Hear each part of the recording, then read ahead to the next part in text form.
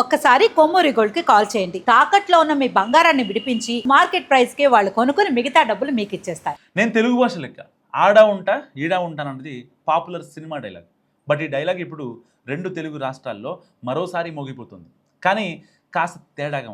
So అదేంటంటే ఆడా ఈడా అంటే నడవదు బై, యాడంటో చెప్పు, చాయిస్ ఈజ్ యువర్స్ అంటూ ఏకంగా ఓ ప్రభుత్వ సంస్థే లైన్ గీసేస్తోంది. డబుల్ డైలాగ్ ఎక్కడైనా ఓకే, కానీ మా దగ్గర మాత్రం కాదంటుంది. తేడా చేస్తే సరతో సుర్రుమనిపిస్తామంటుంది. ఇంతకీ ఏంటా ఆడా ఈడా గోల? ఏ విషయంలో కొంత ఇబ్బంది వచ్చింది? స్పెషల్ ఇంటెన్సివ్ రివిజన్ సర్ ప్రస్తుతం రెండు తెలుగు రాష్ట్రాల్లో ఇదే పెద్ద హాట్ టాపిక్. రెండు చోట్ల సర్ ప్రక్రియ మొదలైంది. దీంతో డబుల్ ఓట్ల గురించి గట్టి చర్చ జరుగుతున్నాయి. చాలామంది ఓటర్లలో కంగారు కూడా మొదలైంది. మరీ ముఖ్యంగా హైదరాబాద్లో ఉంటున్న వాళ్ళలో ఈ టెన్షన్ కనిపిస్తోంది. ఏపీ మూలాలు ఉండి ఇక్కడ స్థిరపడ్డ చాలామందికి రెండు చోట్ల ఓట్లున్నాయి.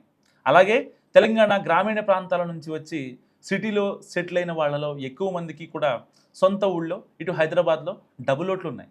ఇప్పుడు సర్ ప్రక్రియ మొదలవడంతో వీళ్ళంతా ఏదో ఒక చోటును ఎంచుకోక తప్పని పరిస్థితి. సో ఆ గట్టునుంటావా నాగన్నా, ఈ గట్టునుంటావా నాగన్నా అన్నట్టుగా ఏదో ఒక గట్టును ఎంచుకోకుంటే మొత్తంగా ఓటే మాయమైపోయే ముప్పు కూడా పొంచి ఉంది. కొందరికైతే 2-3 ఓట్లు కూడా ఉన్నాయట. అలాంటి వాళ్ళంతా ఇప్పుడు ఎక్కడ ఉంచుకోవాలి, ఎక్కడ వదులుకోవాలన్న కన్ఫ్యూజన్లో ఉన్నారట.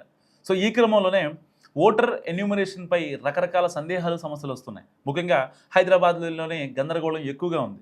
సో సీటు ఓటు ముఖ్యమా, సొంతూరు ఓటు కావాలన్న విషయంలో చాలామంది ఎటు తేల్చుకోలేకపోతుందన్న చర్చలు కూడా జరుగుతున్నాయి.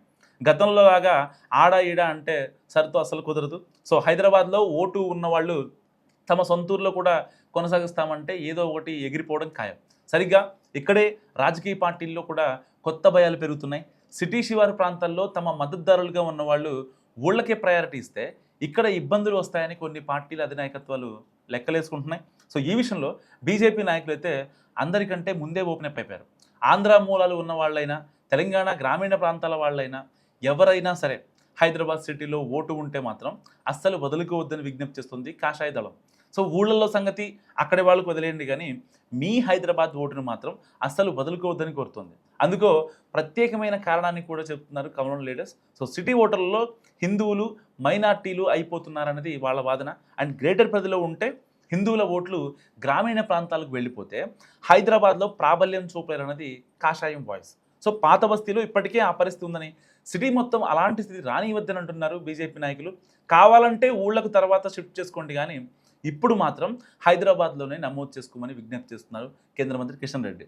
సో ఈ మాటలు వింటూ ఎవరి గోల వారిదని సటైల్స్ వేసేవాళ్ళు సైతం లేకపోలేదు. మొత్తంగా చూసుకుంటే మాత్రం ఆ గట్టో ఈ గట్టో ఏదో ఒకటి తేల్చుకోక తప్పనిసరి పరిస్థితి ఓటొస్తే.